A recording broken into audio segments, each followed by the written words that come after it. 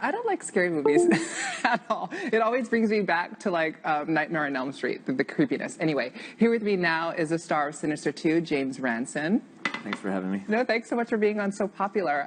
Congrats on the sequel. No, I know usually you get a big pay bump for the second one. Well, usually you're like, wait, not really. It depends on how it does this weekend. But how did it feel stepping back into this role, especially since the first film, you're such a smaller part of it, and now it seems like you're leading.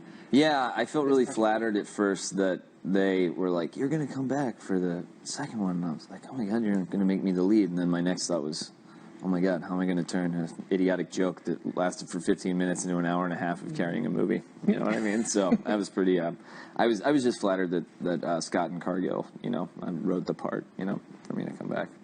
And what can fans of the first film expect from this one, and how is it different, I guess, this time for your character? Well, I think there's this sort of like the same atmospheric tension from the first one is really present in the second one, and Kieran Foy, who directed the sequel, was really good at handling that. And then the difference is it sort of focuses on the how of these, killings happen, and as opposed to the why. So, I think that Scott Derrickson and Cargill wanted to write something that was an extension of the first. I think they just didn't want to repeat it, Yeah, and have you ever been in any horror films before this? I've been in one, and I think went straight to DVD.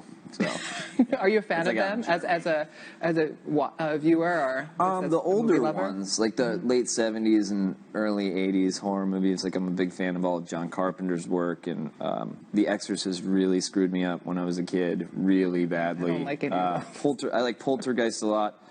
Hellraiser was really confusing for me to watch as a child because it's really terrifying, but then there's this like undercurrent of S&M. So like when you're 8, you can't wrap your head around it. Yeah, so I was really freaked out by that movie. That's how I've always, I wrote a memoir last year, and I wrote about how it wasn't like a big part of it, but the Nightmare on Elm Street, how it like freaked me out for, really? I would say, from like age 5 all the way through like 10 years old, and my dad would like haunt me with it, with the music, and I would be so freaked out over like... Your dad did that to you? He did. He Yeah. was horrible. He was a horrible person. Just kidding. No, he wasn't. But he was...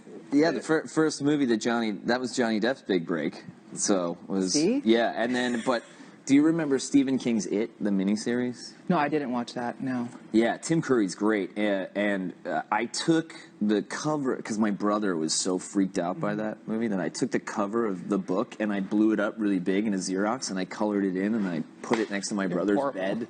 Right, and so he's still mad at me, even as like a 32-year-old man, is still mad at me today about that one.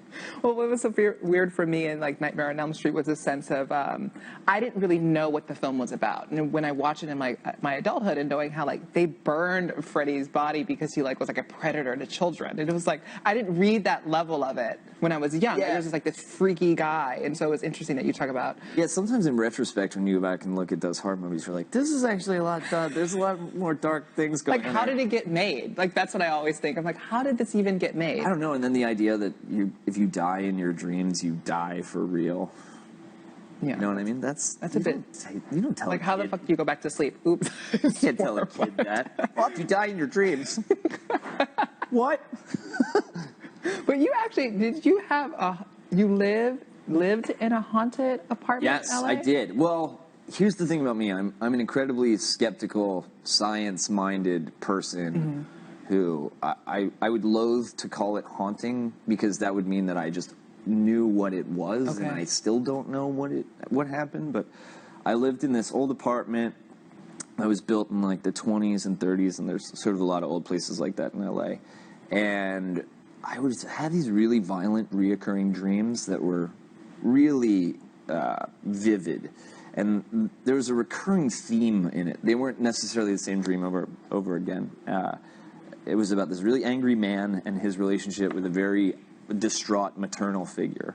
And then I started noticing that I was having the same dreams every time at night at like 2:11 a.m.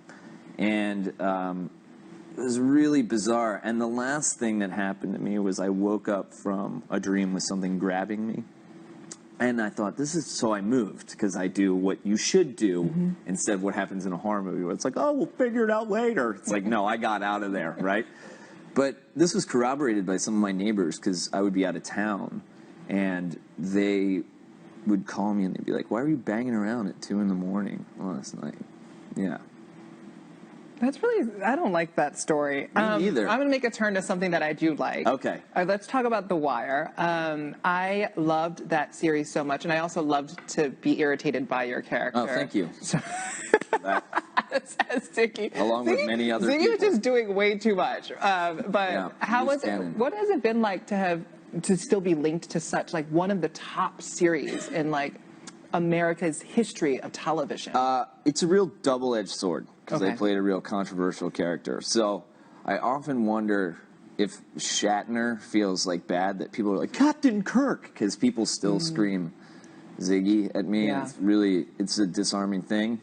But that being said, I've been really lucky to work with David Simon a bunch of times. On Generation Kill and Treme as well. And the cool thing about that process isn't necessarily the success of the show, but the way that David Simon works is that he's like a cultural cartographer, sort of. So I get introduced to these different facets of culture and economics in American society that weren't otherwise privy to me before I started working with him. So that's been that's been an amazing experience for me.